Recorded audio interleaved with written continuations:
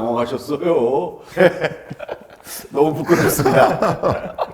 안녕하세요. 사이언스 시네마 뮤직북 진행을 맡은 개그맨 정차민입니다. 안녕하세요. 네, 안녕하세요. 뇌과학자 에스릭입니다. 반갑습니다. 안녕하세요. 대중문화평론가 전덕현입니다. 반갑습니다.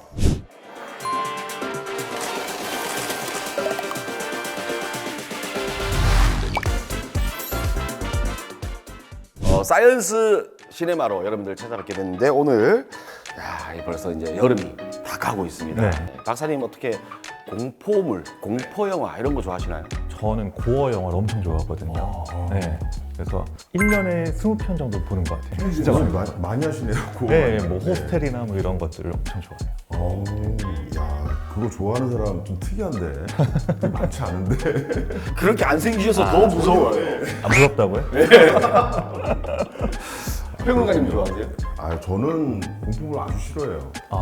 보는 거 자체가 겁이 좀 많아서 그런지 어렸을 때 약간 트라우마도 있고. 어렸을 때는 왜 동네 유원지나 이런 데 가면 네. 귀신의 집 이런 거 막 있었잖아요. 근데 그때 들어갔다가 제가 한번 좀 갇힌 뭐 이런 경험이 있어가지고 그런 거 자체를 싫어해요. 근데 그때 뭐 만약에 이제 귀신이 우리 평론가님을 봤다면 그 귀신도 트라우마가 남지 않았을까? 그때는 귀여웠어요. 지금 같지 않았습니다. 어렸을 때. 네. 죄송합니다. 마침 오늘 주제가 이 마지막 여름 무더위까지 시원하게 날려버릴 K 크리처물로 세계를 평정한 스위트홈, 드라마 스위트홈입니다. 올 하반기에 또 이 시즌 2가 공개가 된다고 해서 벌써부터 화제가 되고 있는데 스위트홈 시즌 1 당시 한국 드라마 최초로 미국 넷플릭스 탑3 안에 들면서 전 세계적으로 큰 인기를 끌었습니다. 아직 스위트홈을 못 보신 시청자분들을 위해서 짧게 소개 한번 해주시죠. 네. 드라마 스위트홈은 은둔형 외톨이 차연수가 갑작스러운 사고로 가족을 잃고 그린홈이라는 낡은 아파트에 이사와서 경험하게 되는 괴이한 이야기입니다. 마음을 열지 않고 극단적인 생각까지 했던 현수는 그린홈 주민들을 지킬 수 있는 힘을 자신만이 갖고 있다는 걸 깨닫고 세상 밖으로 나가게 되는데요. 난데없는 괴물의 등장으로 세상의 멸망이라는 더 지옥 같은 현실에 직면했지만 주민들을 의지하고 자신을 희생하며 성장하게 됩니다. 우리 내면 깊숙한 곳에 존재하는 짙은 어둠에서 태어난 우리의 또 다른 민남, 욕망을 가장 적나라하게 표현한 드라마 스위트홈, 오늘 함께 만나보겠습니다. 이 스위트홈 두 분은 어떻게 보셨나요? 네, 엄청 재밌게 봤고요. 그리고 크리처물 자체가 미국에서 원래 인기가 많았기 때문에 저는 기묘한 이야기, 그것도 좀 떠오르더라고요. 그러셨구나. 저는 우리나라에서 이런 걸 시도한 적이 없었기 때문에 크리처물을 본격적으로 시도한 게 없어서 저는 아주 특이하게 봤고요. 넷플릭스가 이제 막 본격적으로 한국 K 콘텐츠와 뭔가 협업을 막 하는 시점에 나왔던 작품이라 굉장히 저는 이 작품을 통해서 뭔가 한국 콘텐츠의 장르나 이런 부분들이 확 영역이 넓혀지겠구나라는 생각을 하면서 본 기억이 있습니다. 이 스위트홈이 공개 전부터 되게 뜨거웠잖아요. 이게 사실 제작비 규모라는 게 사실 시선을 탁 끌 수밖에 없는 정도였거든요. 그러니까 회당 30억에 거의 가까운. 이게 사실 이 정도 제작비라면, 그러니까 사실 미국 기준으로 보면 그렇게 큰 건 아닌데 우리 기준으로 보면 뭔가 굉장한 게 나오겠구나라는 생각을 기본적으로 하게 만든 작품이고, 그 다음에 원작 웹툰이 말이 안 되는 조회수를 갖고 있는 작품이잖아요. 이게 12억 뷰를 했거든요. 12억 뷰. 그러니까 기본적으로 팬덤이 있다는 거죠. 시작 전부터 먼저 관심이 쫙 몰린 데다가 그럼 캐스팅은 누가 되나? 특이하게 주인공은 송강이 했어요. 그래서 송강이 사실 이 신인이나 마찬가지 배우였는데 그래서 굉장히 더 관심이 많이 쏠렸던 것 같아요. 여기에 또 뭐 이진욱 씨, 그 다음에 이시영 씨, 그 다음에 이도현, 고민 씨, 현재 지금 잘 나가고 있는 배우들이 여기에 다 포진돼 있었다고 보면 됩니다. 저는 개인적으로 이렇게 궁금한 게 여기 그 불사조로 불리는 연근괴물 있잖아요. 이 연근괴물이 머리가 베어 나갔는데도 계속 되살아나서 막 사람들 괴롭히잖아요. 그렇죠. 이게 근데 실제로 이게 가능한 일인가요? 뇌가 베어져 나가는. 그러니까 이게 진짜 뇌가 우리 몸을 움직이는데 정말 중요하긴 하잖아요. 그런데 과연 어느 부분이 잘라져 나가느냐에 따라서 움직일 수 있느냐 없느냐가 결정이 됩니다. 가장 유명한 케이스는 이제 피너스 게이지라고 하는 사람의 이제 얘가 제일 유명해요. 왜냐면은 이 사람 미국 사람이고 이제 철도 노동자였습니다. 그래서 이제 다이너마이트를 이제 관리하는 곳에 옆에 서 있다가 폭발해버린 거예요. 근데 이제 아무래도 이제 철 레일이었으니까 이제 쇠로 된 레일 조각들이 있었는데 그게 피니어스 게이지의 머리를 관통합니다. 폭발로 인해서. 그래서 요 왼쪽 들어가서 요 머리 위로 빠져나온 거예요. 엄청 큰 사고예요. 그 사람이 살아요? 그게 그때도? 피니어스 게이지가 이게 뚫리고 나서 안타깝게도 전두엽을 다 절제를 해버렸어요. 그때 당시에는 이제 예전이기 때문에 어떻게 할 수 있는 수술이 없어서 일단 다 잘라버렸는데 말 그대로. 근데 그 다음부터 이 피니어스 게이지가 완전히 다른 사람이 됩니다. 그 전에는 굉장히 성실했어요. 수술 후에 지각을 밥 먹듯이 하고요. 충동성이 너무 세져서 돈을 진짜 물 쓰듯이 씁니다. 그 피니어스 게이지 사례로 인해서 전두엽이 기본적으로 충동을 막아주거나 주의력과 관련이 있구나 이런 것들을 알게 되죠. 예, 그렇군요. 형님. 네. 근데 제가 이 스위트 보면서도 궁금한 게 있었는데 거기 나오는 괴물들 보면 막 코피를 쏟으면서 체온이 점점 내려가면서 평소에 보던 좀비처럼 막 바로 변하는 게 아니라 되게 천천히 변하는 것 같더라고요. 과정을 거치죠. 그래서 이게 사실은 다른 거랑 조금 다른 건데, 그러니까 괴물화되는 과정이 들어가 있다는 건 아예 괴물이 되면 그냥 그걸 끝이잖아요. 좀비나 이쪽에 보면 한번 물리면 그냥 좀비가 되는 거잖아요. 근데 여기는 선택이 가능하다는 거예요. 그러니까 차현수라는 캐릭터가 굉장히 좀 독특한 캐릭터인데 본인은 이미 괴물이 될 가능성이 이미 발현이 된 건데 이게 감염이든 뭐든 뭐에 의해서 근데도 불구하고 본인의 선택에 의해서 이걸 거꾸로 주민을 지키는 쪽으로 자기가 쓴다는 거죠. 근데 사실 이게 저는 작품을 이게 뭐 괴물화의 얘기도 들어가 있지만 욕망에 대한 얘기라고 난 보고 있거든요. 욕망은 다 있잖아요, 우리가. 그렇죠. 근데 그 욕망을 어떤 방식으로 쓰느냐의 문제인 것 같아요. 그래서 그거를 좋은 방식으로 선의를 갖고 쓰느냐 아니면 뭔가 악의를 갖고 쓰느냐 이 부분들 적절히 절제하면 그걸 또 좋게 또 쓸 수도 있다. 이런 것들을 이런 괴물화 과정을 통해서 좀 구현해낸 거 아닌가 그런 식으로 저는 생각하고 있습니다. 그러면 이 네. 극 중에서 차현수 씨 네. 그리고 이 또 잘생긴 성강 씨가 나오잖아요. 네. 이 박사님은 주인공의 캐릭터를 어떻게 보시나요? 그러니까 이제 계속 말씀하셨다시피 뭐 여러 욕망에 대한 이야기 그리고 저는 아무래도 좀 뇌 관련해서 보다 보니까 눈에 띄었던 독특한 점들이 보였는데요. 차현수라고 하는 인물이 괴물화가 진행이 될 수도 있고 다시 돌아오기도 하잖아요. 근데 이게 굉장히 독특한 설정이란 말이죠. 그럼 반대로 뇌각적인 맥락에서 봤을 때 뭔가 괴물화가 진행이 된다는 건 특정 어떤 뇌의 영역이 스위치 켜진 것처럼 뭔가 건드려진다고 저는 느꼈어요. 근데 그 지점이 바로 편도체라고 하는 감정 그리고 그 편도체 근처에 시상하부라고 하는 부분들이 있는데 이게 여러 가지 호르몬들을 조절합니다. 우리가 뭐 배고프다, 너무 덥다, 뭐 이런 여러 가지 자극들을 받아들이고 그리고 이것들을 해석해서 나중에 전두엽으로 보내줘요. 근데 이 과정에서 중요한 게 뭐냐면 욕망의 크기를 내가 알아채는 게 중요하거든요.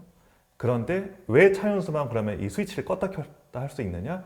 그 힌트는 첫 화에 있는 것 같습니다. 첫 번째 에피소드에서 차현수가 극단적인 선택을 하려고 맞아요. 예. 네, 내가 더 이상 살 가치가 없는 것 같아. 삶의 욕망이 없다. 그렇죠. 즉 삶에 대한 욕망이 그만큼 줄어들어 있기 때문에 그 스위치도 사실 어떻게 보면 내가 컨트롤할 수 있는 범위 내에 있다고 아마 설정이 되어 있는 게 아닌가 싶어요. 네. 또 그렇게 해석이 되네요. 아마 그런 맥락에서도 차현수 캐릭터를 이해할 수 있지 않을까. 그러네요.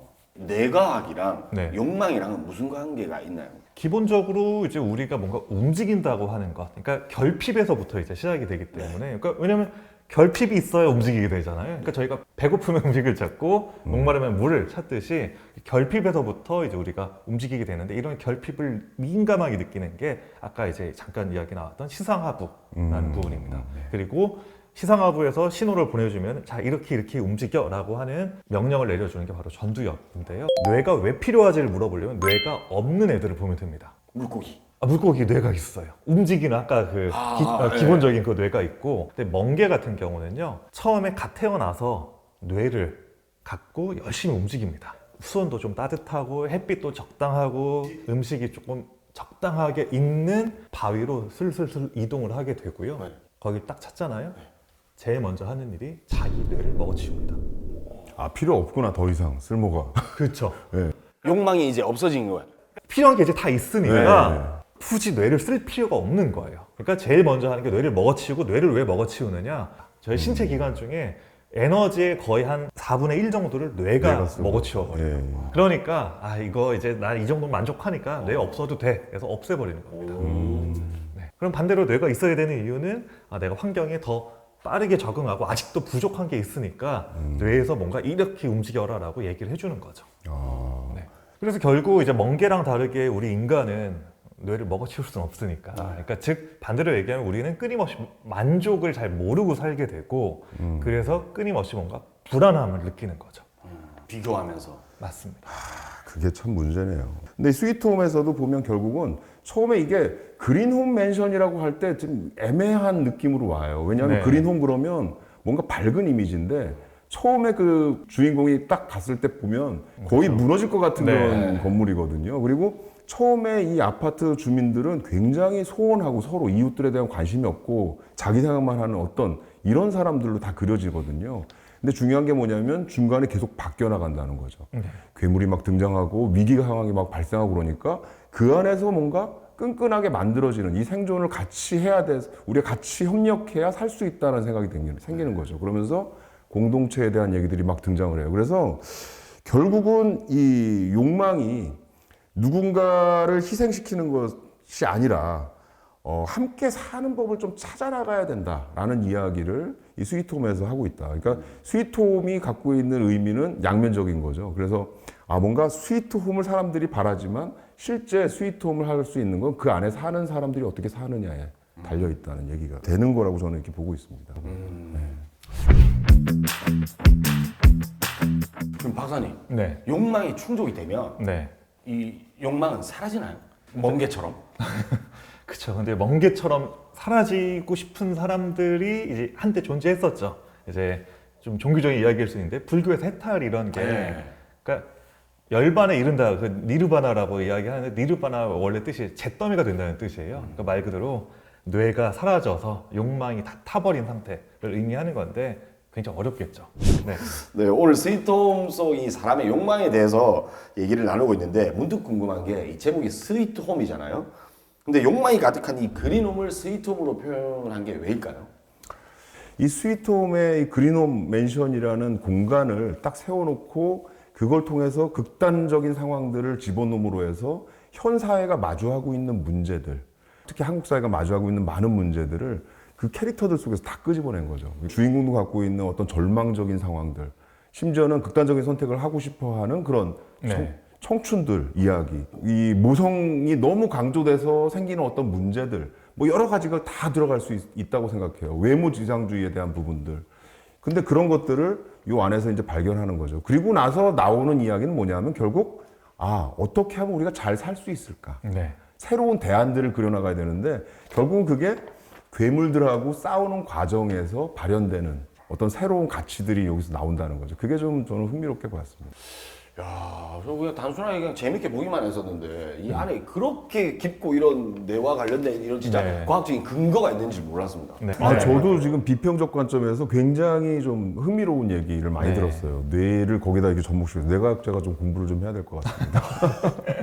네, 스위트홈이 이제 곧 시즌 2가 방영이 된다고 하는데 평론가님 어떻게 이번에도 흥행 예상하시나요? 그럼 100% 성공하겠죠. 왜냐하면 시즌 1이 굉장히 화제가 됐던 작품이고 네. 작품성도 높은 데다가 재미도 있거든요. 글로벌하게도 딱 먹힐 수 있는 작품입니다. 그래서 시즌 2도 저는 충분히 성공할 거라고 생각합니다. 저희가 막 보고 싶은 이 욕망이 네. 커져서 맞아요. 괴물이 됐으면 좋겠어요. 오늘 이 방송을 보고 많은 분들이 보실 것 같네요. 네. 박사님, 네. 시즌 2에는 어떤 캐릭터가 좀 나올 것 같나요? 어떤 게 기대되시나요? 저는 뭐 다른 이제 캐릭터들도 다 좋아하긴 하는데 여기엔 또 새로운 인물이 추가된다고 하죠. 오정세 배우도 맞아요. 예, 네. 새로 이제 투입된다고 하시니까 평소에 많이 좋아했는데 그 오정세 캐릭터가 어떻게 나올지 좀 궁금합니다. 네. 이 계속 얘기를 하고 싶은데 박사님이랑 얘기를 더 하다가는 제 내가 지긋지긋거릴 것 같아가지고 아쉽게도 벌써 헤어질 시간이 네. 다 됐습니다. 오늘 사이언스 시네와 함께한 내과학 이야기 두 분 어떠셨나요? 저는 이렇게 영화랑 여러 가지 과학적인 맥락들을 좀 살펴보는 거 굉장히 좋아하는데 이런 자리가 주어져서 너무 재밌었습니다. 저도 뭐 뇌과학에 대해서 네. 물론 어느 정도 그냥 대충 알기는 했지만 여기 뇌과학과 비평적인 부분들이 이렇게 연결될 수 있다는 생각을 오늘 실제로 좀 들으면서 굉장히 신기하게 생각했어요. 네. 그러니까 저도 중간에 아까 두 분이 바뀌신 것 같다고 하면서 그런 생각이 들었습니다. 우리들한테도 각자 이 자신만의 스위트홈이 존재를 하잖아요.